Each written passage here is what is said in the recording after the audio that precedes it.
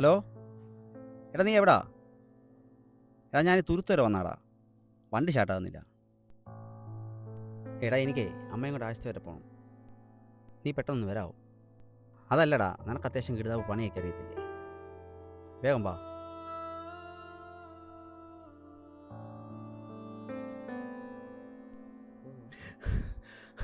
എന്നടാ എന്നാ പറ്റി? നീ ഒന്ന് ശ്വാസം വിടലിയാ, അതിന് മാത്രമുള്ളതൊന്നും ഇല്ല. എടാ ഞാൻ അർജൻറ്റായിട്ട് ഒരു വഴിക്ക് പോകാൻ വേണ്ടി ഇറങ്ങിയതാ. അവിടെ നിന്ന് ഞാൻ നിൻ്റെ അടുത്തോട്ട് വന്നേ. നീ കളിക്കാത്ത കാര്യം പറ. എടാ ഞാൻ ഇന്ന് കണ്ടത് മൊത്തമേ നമ്മുടെ ഈ കൂട്ടുകാർ തമ്മിലുള്ള പ്രാങ്കില്ലേ, അങ്ങനത്തെ വീഡിയോസാ. അപ്പോൾ എനിക്കറിയണമല്ലോ, എൻ്റെ ചങ്ക് കൂട്ടുകാരൻ നീയല്ലേ, ഞാൻ വിളിച്ചാൽ നീ വരുമെന്ന് എനിക്ക് അറിയണ്ടേ. അതെ, സാഹചര്യം അറിയാതെ കളിക്കരുത് കേട്ടോ. പോട്ടെ, പെട്ടെന്ന് തന്നെ റെയിൽവേ സ്റ്റേഷനിൽ കൊണ്ടുവിടാം. പോയിട്ട് അർജന്റ് ഉണ്ട്. എടാ സത്യത്തിൽ ഞാൻ അവൾ വരാൻ വേണ്ടി നോക്കിയെന്നാ, അതിനിടയ്ക്ക് നിനക്കിട്ടൊന്ന് പ്രാങ്ക് ചെയ്താ.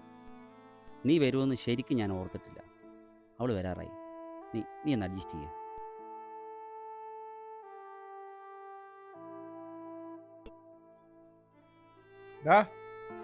എടാ നീ ഇന്നലെ സനുവിന്റെ ഒരു പണി കൊടുത്തല്ലേ?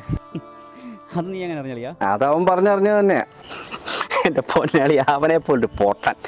ഞാൻ ചുമ്മാ ഒന്ന് പ്രാങ്ക് ചെയ്താ, അതിനാ വിശ്വസിച്ചിങ്ങ് പോന്നു.